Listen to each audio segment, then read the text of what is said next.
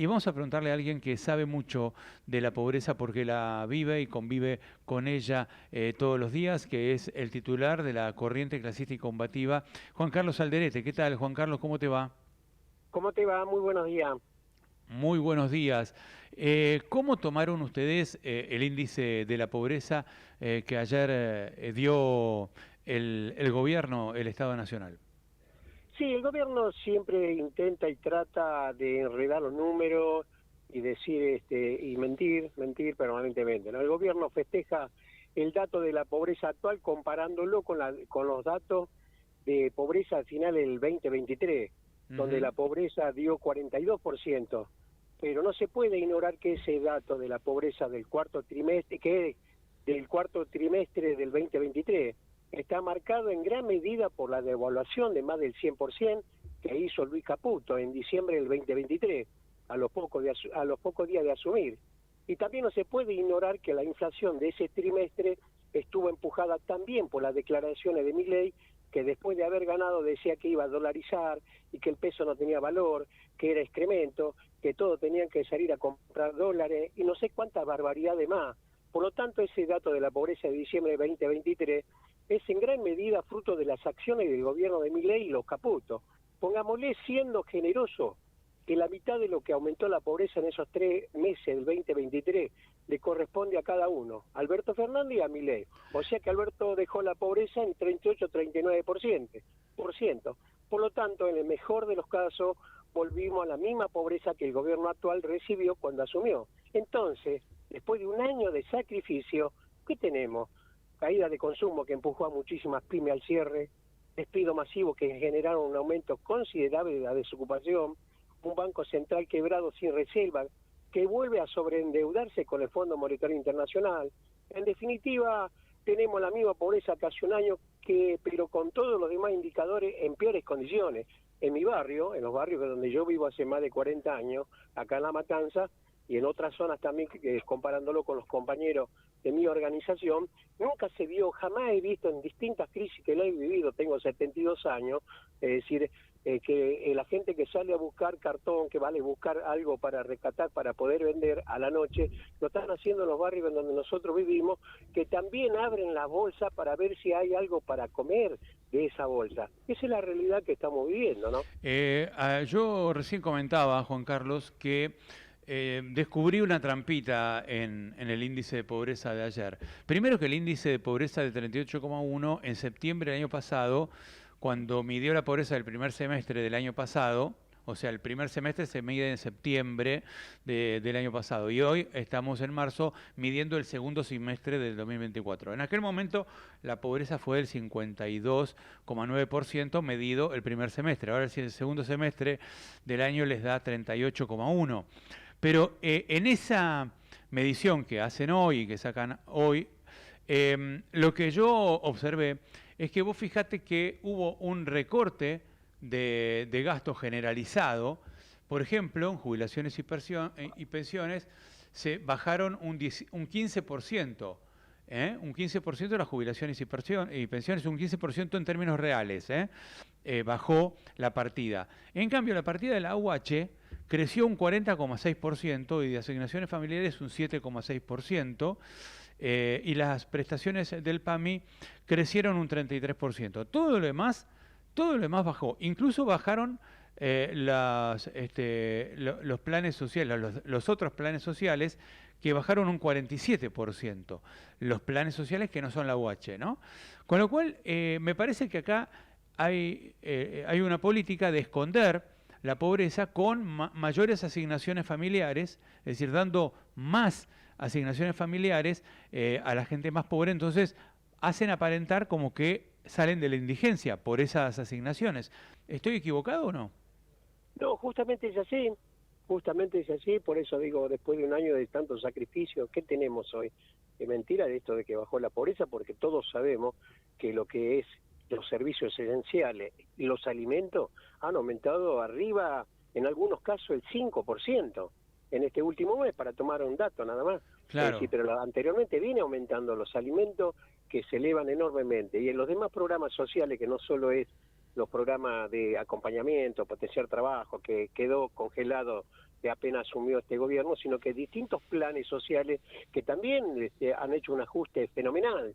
Es decir, y lógicamente que esa gente le ha mandado justamente a la pobreza, ¿no? Es decir, El y eso se potenciar esconde. trabajo, te cuento, está muy bueno lo que decís y los números que yo tengo, porque esta es la planilla de los gastos y recursos oficial que tiene el presupuesto de la Nación.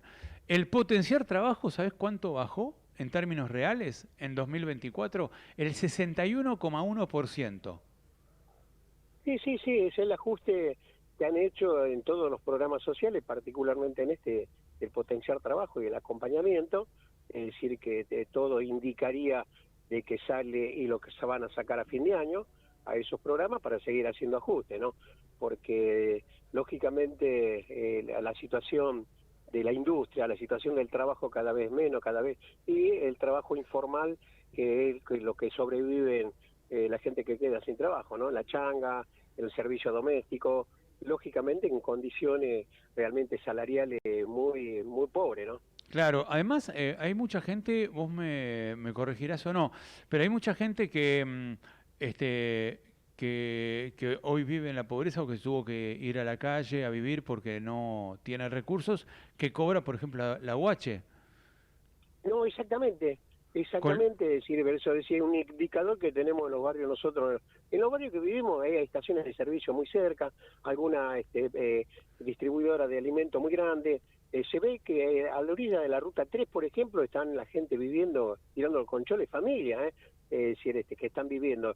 Expulsado porque tuvo que vender lo poquito que tenía, tuvo que vender el terreno donde tenía una casilla para poder seguir comiendo, viviendo. Es decir, con eso se ve, es la realidad dolorosa que nosotros la vivimos. Yo vivo en el mismo barrio que vivo desde el 83, cuando vino la democracia, ¿no? Así que, por lo tanto, conozco a mi vecino, conozco la zona y sé de lo que estamos hablando, ¿no? Claro, claro, exactamente. Bueno, por eso te consultamos. Creo que entonces acá estamos tapando abajo de la alfombra, o escondiendo abajo de la alfombra. Pero una persona que se va a la calle pero cobra la asignación universal por hijo, no podemos decir que salió de la indigencia. Sigue siendo indigente y más indigente porque no tiene vivienda. Exactamente, exactamente, porque está en la calle, cobra la asignación, sí, pero está en la calle. Es decir, por lo tanto, cada vez la situación se agrava más, nosotros los vivimos, lo estamos, si ya no sabemos cómo hacer de todo lo que es el problema social que hay, cómo ayudar, cómo colaborar, con nuestros propios vecinos, ¿no? Porque son nuestros propios vecinos. Algunos están un poquito mejor, otros, pero la mayoría están cada vez peor, ¿no? Y te pregunto, Juan Carlos, y esto te pido que me lo contestes con mucha, eh, digamos, ecuanimidad, tomando distancia del problema, ¿no? Pero la gente, mucha de la gente que hoy cobra una AUH o que está en la indigencia o la pobreza, mucha gente le creyó a Milei, ¿no? Y lo votó. ¿Vos crees que esa gente, esa misma gente, qué dice hoy? ¿Que está mejor? ¿Que está peor? ¿Que esta vez no lo voto? ¿Cómo está? ¿Cómo vos palpás el clima político respecto de esta pobreza? No, yo mismo en la propia organización tengo compañeros que han votado a mi ley porque estaban desesperanzados, estaban enojados con el gobierno anterior que prometió cambiar muchas cosas y que no la ha cambiado, ¿no? Para su sector. Por lo tanto, también hemos dicho, seamos muy prudentes, no nos enojemos con nuestros propios compañeros, vecinos que han votado a mi ley, porque es producto de la bronca, del enojo que tienen con el gobierno anterior. Por eso han votado a mi ley y eso va dando resultado en el debate, en la discusión que tenemos con nuestros propios vecinos. Por eso también digo, la bronca va creciendo. Y también en eso que la bronca va creciendo, es decir, lógicamente también hay bronca porque no hay un polo político similar a lo que está sucediendo hoy gracias a las elecciones en la capital federal, ¿no? Que se unifique, que se una, más allá de las apetencias personales, ideológicas, partidarias, lo que tenemos que ver también y tener la visión de que nuestro país está en peligro y realmente nuestro país que está en peligro, me refiero a la producción nacional, me refiero a nuestra soberanía, me refiero a nuestros recursos no renovables, es decir, cómo defender si no nos unimos, ¿no? Es decir, la bronca está creciendo y se ve con mucha claridad el 24 de marzo en todo el país, ¿no? Que la verdad que eso es la esperanza que vamos teniendo también nosotros. Claro, hay un dato que es llamativo, que el 24 de marzo se conmemoraba el Día de la Democracia y el golpe de Estado, pero no solamente salieron los que fueron a conmemorar eso, sino también los que querían protestar contra Milei, ¿no? Fue la marcha del Día de la Democracia o del Día de los Derechos Humanos más numerosa que se recuerda en los últimos años.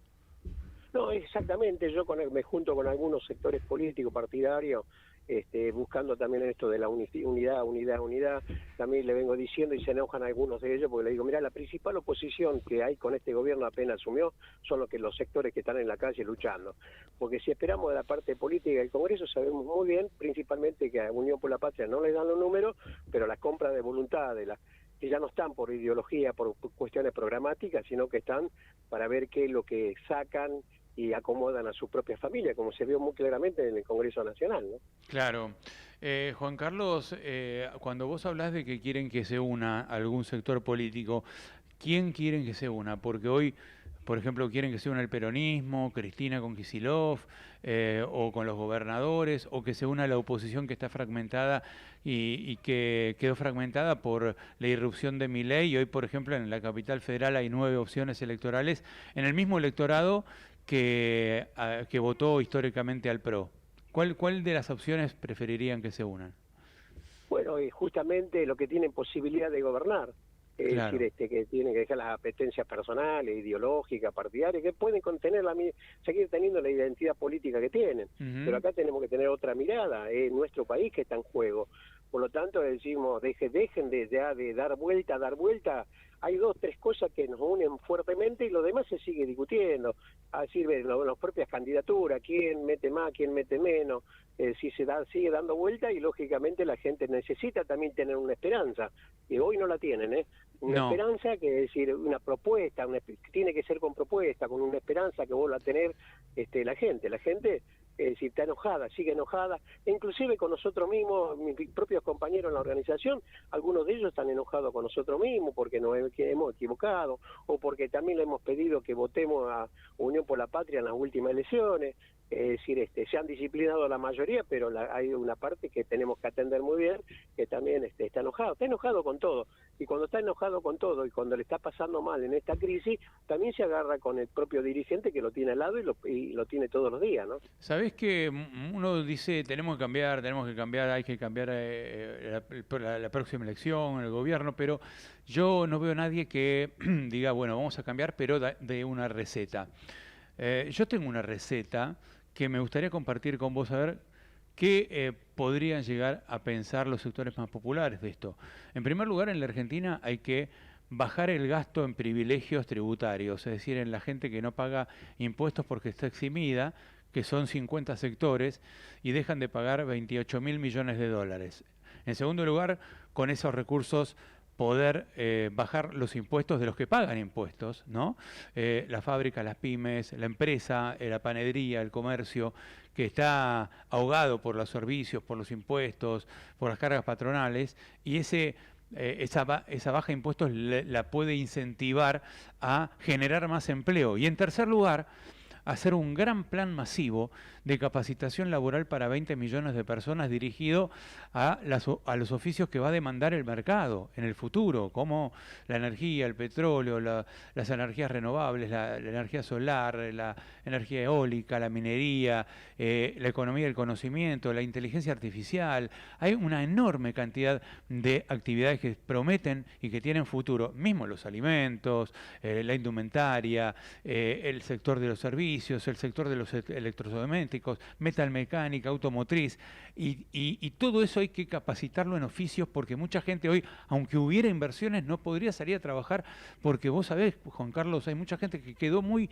relegada y no tiene hoy las habilidades blandas suficientes para ir al trabajo. ¿Estarían de acuerdo con algo así?